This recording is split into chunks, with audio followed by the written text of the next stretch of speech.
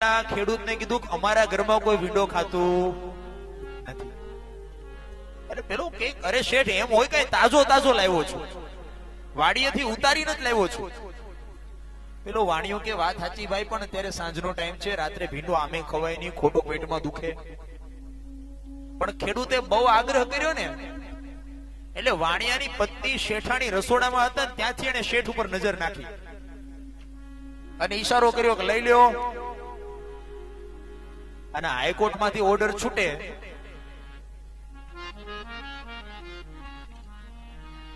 પછી નાની કોર્ટ નું કઈ આવે નહીં, એટલે શેઠે થેલી લઈ લીધી. પેલો ખેડૂત તો નીકળી ગયો. ખેડૂત ગયો એટલે શેઠાણી તરત કીધું કે લાવો થેલી, ભીંડાનું શાક કરું. શેઠ કે અડતી નહીં, આ થેલી આ ખીલીએ લટકાડી દે. શેઠાણી કે પણ તાજો તાજો ભીંડો છે, તમને વાંધો શું છે? શેઠ કે તને ખબર ન પડે, અહીંયા લટકાડી દે. એટલે ઓસરીમાં ખીલી હતી ત્યાં લટકાડી દીધી ભીંડાની થેલી. રાત્રે જમી કાઢીને સુતા અને સવાર પડી 9-10 વાગ્યા. હજી તો વાણીઓ જે સંધ્યા પૂજા કરે ત્યાં પાછો પેલો ખેડૂત આવ્યો. શેઠ જય જિનેન્દ્ર. શેઠ કે આવો આવો આવો બાપા આવો, પધારો પધારો, શું સેવા કરી શકું? કે શેઠ 1000 રૂપિયાની જરૂર છે. શેઠ કે જો આ થેલી લબડે ઉપાડ. ખબર જ હતી તું ભીંડો દેવા નથી આવ્યો. આ દુનિયામાં આવા માણસો બહુ છે. સુર નર મુનિ જન કી યહ રીતિ, સ્વાર્થ કાજ કરે સબ પ્રીતિ. પરીક્ષિતને અમૃતનું પાન કરવું કે ન કરવું એ નિર્ણય સુખદેવજી નહીં કરે. સુખદેવજીએ પરીક્ષિતને કીધું કે પરીક્ષિત તું પોતે નિર્ણય કર. એક બાજુ તારી પાસે સ્વર્ગમાંથી આવેલું અમૃત છે અને બીજી બાજુ મારી પાસે તારા માટે કથામૃત છે, તારે શું પીવું છે? પરીક્ષિતે પૂછ્યું કે બાપજી અમૃત પીએ તો શું થાય? બોલે અમર થઈ જવાય. અને કથામૃત પીએ તો બોલે અભય થઈ જવાય. અમરત્વ વગરનું અભયત્વ એ તો અભિશાપ છે. દેવતાઓ બધા અમર છે પણ અભય નથી. ભય તો એને છે દાનવોનો. કેટલું જીવવું ને એ મહત્વનું નથી, કેવું જીવવું એ મહત્વનું છે.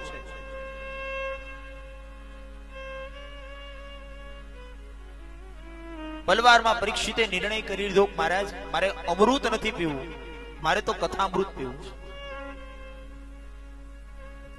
જ્યારે આવી ઘટના ઘટી ત્યારે બ્રહ્માજીના મનમાં વિચાર આવ્યો કે શું બધા શાસ્ત્રોમાં ભાગવત શાસ્ત્ર એટલું મહાન છે? બ્રહ્માજીએ શાસ્ત્રોની તુલના કરી તો બધા શાસ્ત્રોમાં ભાગવત એ સર્વશ્રેષ્ઠ શાસ્ત્ર તરીકે સિદ્ધ થયું. સુતજી કહે છે કે ઋષિમુનિઓ એટલું જ નહીં, ઘણા બધા વર્ષો પહેલા સનત કુમારોએ પણ ભાગવતની કથા કરી હતી અને નારદજીએ કથા સાંભળી હતી.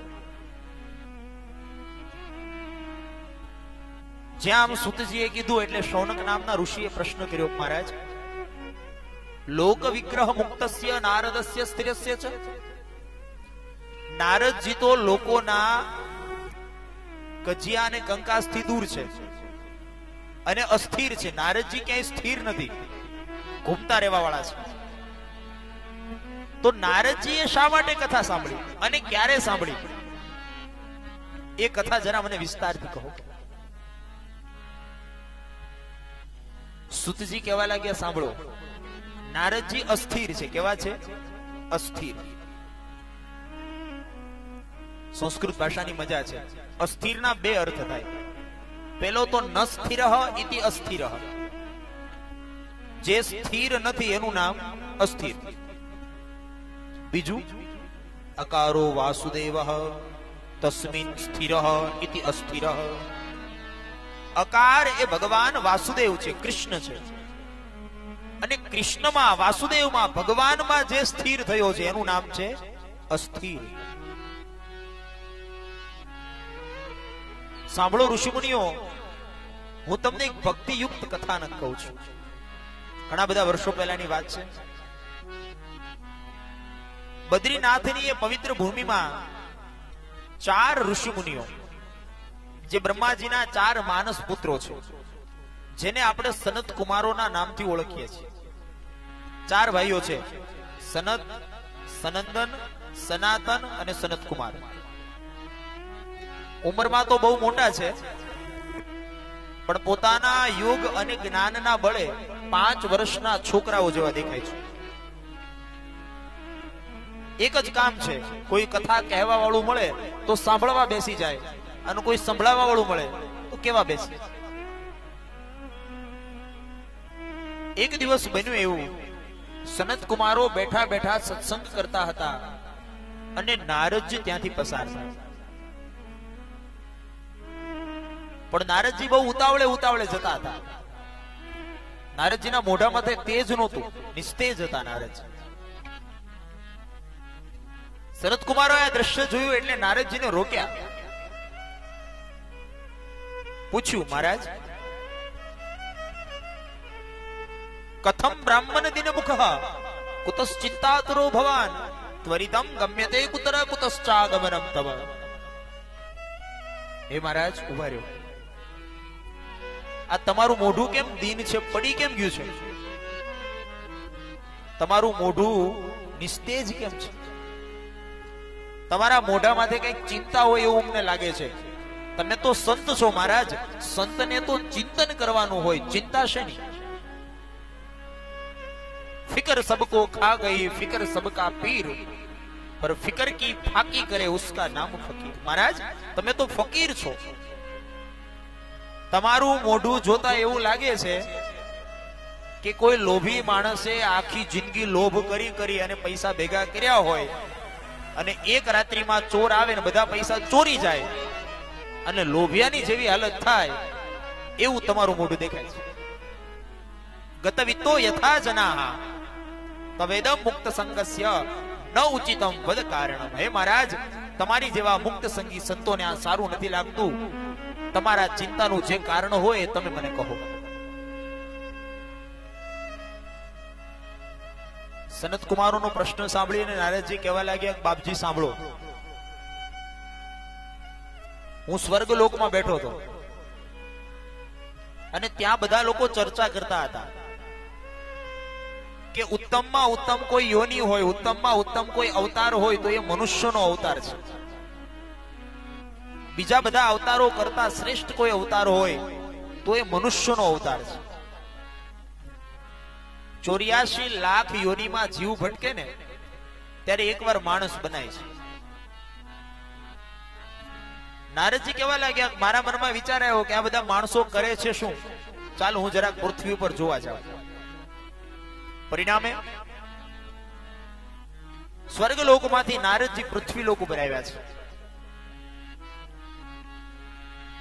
ક્યાં ક્યાં ફર્યા? અહમ તુ પૃથ્વી યાતો જ્ઞાત્વા સર્વોત્તમામિતિ પુષ્કરં ચ પ્રયાગં ચ કાશીમ ગોદાવરીમ તથા હરિક્ષેત્રમ કુરુક્ષેત્રમ શ્રીરંગમ સેતુબંધનમ એવમાદેશુ તીર્થેષુ બ્રહ્મમાણ ઇતસ્તતઃ. હરિદ્વાર, કાશી, મથુરા, ગોકુળ, વૃંદાવન, ઘણી બધી નગરીઓમાં નારદજી ફર્યા. પણ નારદજીએ પૃથ્વીલોક ઉપર શું જોયું એનું વર્ણન અહીંયા લખ્યું છે. નારદજીએ જોયું કે સત્યમ નાસ્તિ તપસ્સોચમ દયાદાનમ ન વિદ્યતે ઉદરમ પરિણો જીવા વરાકા કૂટ ભાષિણા. પૃથ્વી ઉપર ક્યાંય સત્ય નથી. લોકો બધા ખોટું બોલનારા થયા છે, અસત્યનું આચરણ કરનારા થયા છે. બેઠો હોય સત્યનારાયણની કથામાં અને કોકનો ફોન આવે, ક્યાં છો? તો કે ઓફિસે છું. અસત્યનું આચરણ વધ્યું છે. તપ નથી વ્યક્તિના જીવનમાં. પહેલાના સમયમાં વ્યક્તિ તપ કરતો, આજે વ્યક્તિ તપ નથી કરતો. તપ એટલે નાક પકડીને બેસી રહેવું, એનું નામ તપ નથી. સમજો, તપનો અર્થ થાય સહનશીલતા. પહેલાના સમયમાં માણસમાં જેટલી હતી એટલી આજના સમયમાં છે ખરી? ઈશ્વરે તમને અને મને જે પરિસ્થિતિમાં મૂક્યા છે, જે વ્યક્તિ કે જે વસ્તુઓ આપી છે, એમાં ખુશ રહેતા શીખવું, એનું નામ તપ. તમારા ભાગ્યમાં હોય ને ભગવાને તમને જે આપ્યું હોય એમાં ખુશ રહેતા શીખો. તમારા ભાગ્યમાં હોય ને ભગવાને તમને BMW આપ્યું હોય તો એમાં ખુશ રહ્યો, અને ભાગ્યમાં હોય ને ભગવાને એક હોન્ડા આપ્યું હોય તો એમાં ખુશ રહ્યો. પ્રાપ્ત પરિસ્થિતિમાં ખુશ રહેતા શીખવું એનું નામ તપ. સહનશીલતા.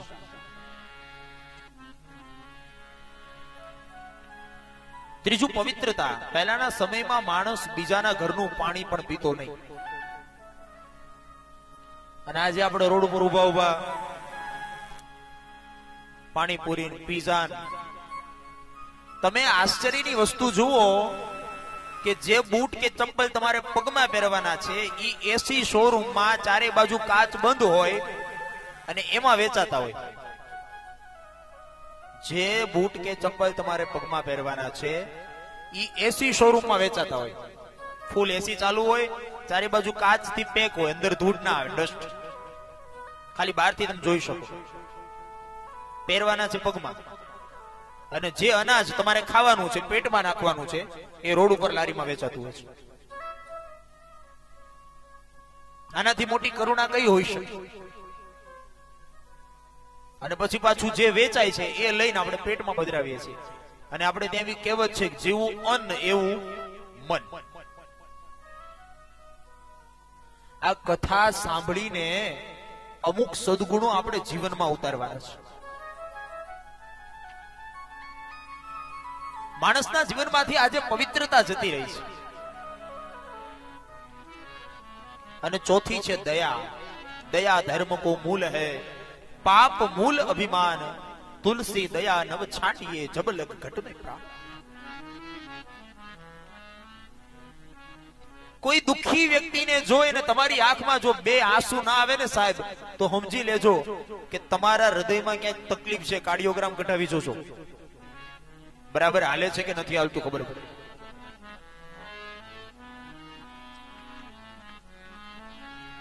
દયા એ તો ધર્મનું ચરણ છે. નારદજીએ જોયું કે કળિયુગના માણસોમાં આમાંથી કશું દેખાતું નથી. પોતાનું ઘર ભરાય, પોતાનું પેટ ભરાય ને પોતાનું ચાલે એટલા માટે માણસ બીજા માણસને મારી નાખતા પણ અચકાતો નથી. અને આજે આપણે ટીવીમાં પેપરમાં કિસ્સાઓ જોઈએ છે કે નજીવી રકમ માટે માણસ બીજાનો જીવ લઈ લે છે. નારદજી જોતા જોતા આગળ ચાલ્યા. નારદજી કહેવા લાગ્યા જે અપરિગ્રહી હોવા જોઈએ, જે સાધુ હોવા જોઈએ, જે સંતો હોવા જોઈએ, એ સબ પરિગ્રહી થયા છે. ગૃહસ્થાશ્રમીને 500 રૂપિયા ઉછીના જોતા હોય તો ન મળે, અને આશ્રમો બધા 5 સ્ટાર હોટલો જેવા થતા જાય છે. જેનું જીવન સાદું એનું નામ સાધુ. આ એક સૂત્ર યાદ રાખજો. જેનું જીવન સાદું એનું નામ સાધુ.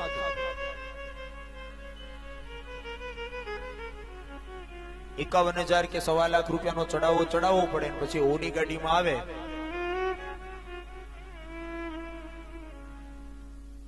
તો આમાં આપણે થોડોક વિચાર કરવા જેવો ખરો. બાકી તમે બધા ડાયા છો.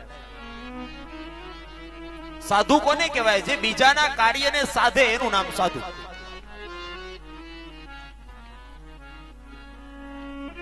નારદજી કહેવા લાગ્યા કે જેને ત્યાગ કરવો જોઈએ એ ભેગું કરતા થઈ ગયા છે. આવો કળિયુગ આવ્યો છે. કન્યા વિક્રયનો લોભા દંપતીના જ કલ્કન. ક્યાંક ક્યાંક દીકરીઓ વેચાય છે, ક્યાંક ક્યાંક પુરુષો વેચાય છે.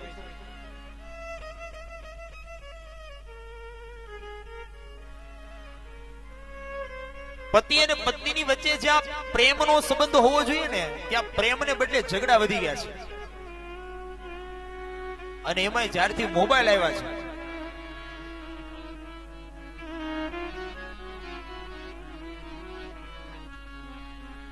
હું જ્યારે કોલ કરું ત્યારે તમે ઉપાડતા જ નથી. લે આમ કરીને ઝઘડી પડે.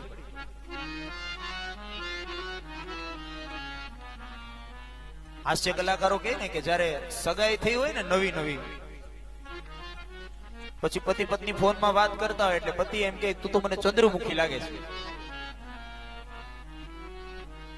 લગ્ન થાય ને 5-7 વર્ષ થાય સંદીપભાઈ, એટલે પછી સૂર્યમુખી, અને 20-25 વર્ષ જાય પછી જ્વાલામુખી, પછી બોલે ને તીખારા જણે. એક જણો મને પૂછે મને કે પત્ની જ્વાલામુખી થાય ત્યારે આપણે શું કરવાનું? તો આપણે અંતર્મુખી થઈ જવાનું, ત્યાં ઊભું ન રહેવાય. જ્યાં પ્રેમનો સંબંધ હોવો જોઈએ ને ત્યાં આજે ઝઘડાએ સ્થાન લીધું છે. આ નારદજીએ જોયું છે, અને આગળ નારદજીએ જોયું શું થયું? તરુણી પ્રભુતા ગેહે ચાલકો બુદ્ધિદાય. ઘેરે ઘેરે સ્ત્રીઓનું સામ્રાજ્ય વધી ગયું છે. તરુણી એટલે સ્ત્રી, એની પ્રભુતા છે ઘરે ઘરે. પત્નીઓનું વર્ચસ્વ ઘરમાં વધતું જાય છે. બાર સાહેબ થઈને ભરતો હોય, આખું ગામ સલામ મારતું હોય, પણ ઘેર આવે એટલે બીજા પારેવા જેવો થઈ જાય બિચારો. એક જણો બેઠો હતો ને એટલે એના 2-4 મિત્રોએ પૂછ્યું કે તું બજારમાં નીકળે ત્યારે તો તું વાતો કરતો હોય કે હું તો સિંહ છું, હું તો સિંહ છું, કોઈથી ડરવું નહીં ને. ઘરે જા ત્યારે કેમ થોડોક ઠંડો પડી જાય છે? ઘરે સિંહ નથી હોતો? એટલે પેલા એ હળવેકથી કીધું ઘરે હું તો સિંહ જ હોઉં છું, પણ ફેર એટલો હોય કે બહાર હોઉં ત્યારે એકલો હોઉં, ઘરે જાઉં ત્યારે જગદંબા માથે સવાર હોય છે, એટલે કઈ બોલવા દેતા નથી.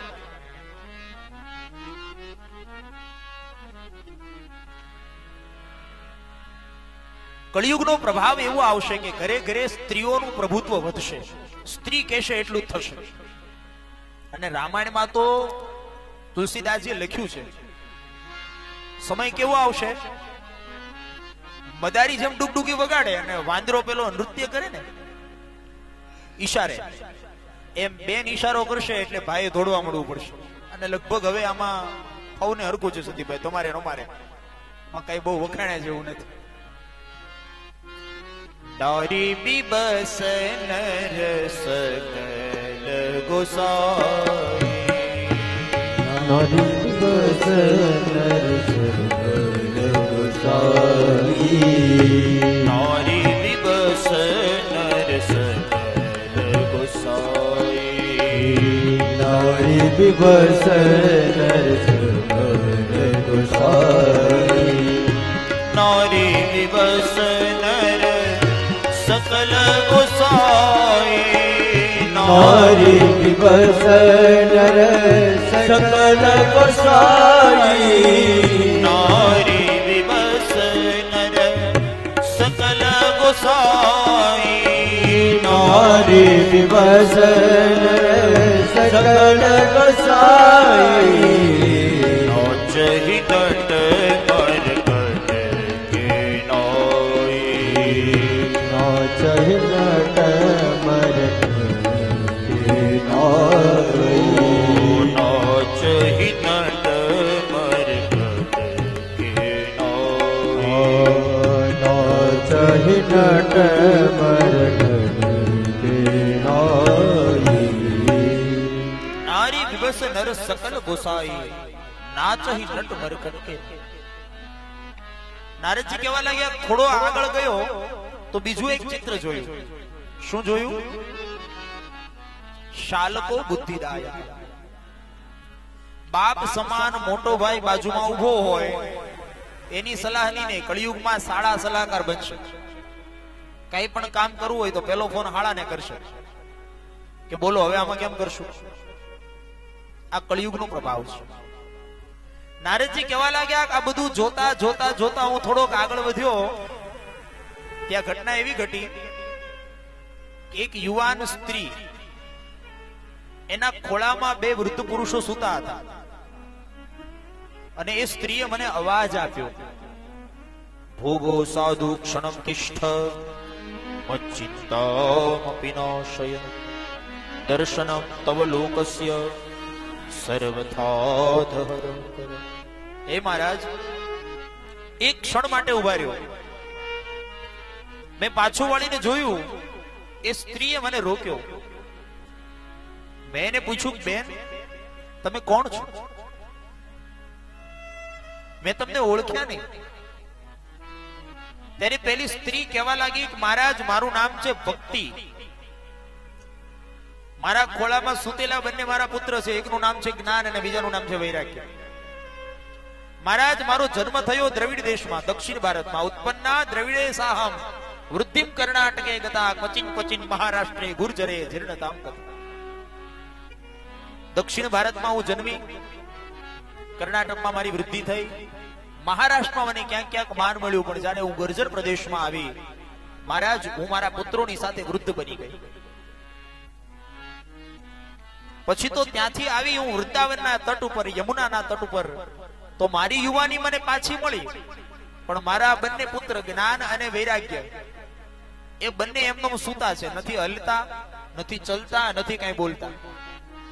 હે મહારાજ તમે તો દેવર્ષિ છો, ભગવાન નારાયણના પ્રિય છો, મારા આ દુઃખનો રસ્તો તમે મને બતાવો, મારા આ બંને પુત્રોને તમે જાગૃત કરો. નારદજી કહેવા લાગ્યા, મેં આંખ બંધ કરીને જોયું અને કીધું કે ભક્તિ ચિંતા ન કરીશ, વૃથા ખેદયસે બાલ અહા ચિંતો તુરા અહા ચિંતા તુરો કથમ શ્રી કૃષ્ણ ચરણા ભોજ સ્મર દુઃખ ગમિષ્યતિ. હે ભક્તિ ચિંતા ન કરીશ, તારા બંને બાળકો જાગૃત થશે. આમ કઈ નારદજી ભક્તિના બંને બાળકોના કાનમાં મુખ લઈ ગયા. મુખમ સંયોજ્ય કરણાંતે વેદના મંત્રો બોલ્યા, પુરાણના શ્લોકો બોલ્યા, ઉપનિષદના વેદોના શ્રુતિઓના અનેક મંત્રો શ્લોકોનું ઉચ્ચારણ કર્યું, પણ થાય શું? જ્ઞાન અને વૈરાગ્ય સાંભળે, ઉભા થાય, આળસ મરડે અને પાછા સુઈ જાય.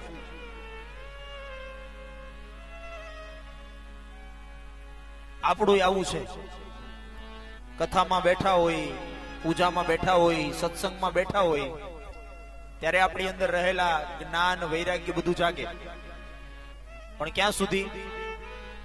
અહીંયા બેઠા હોય ત્યાં સુધી. જેવા ઉભા થાય ને ઘરે જાય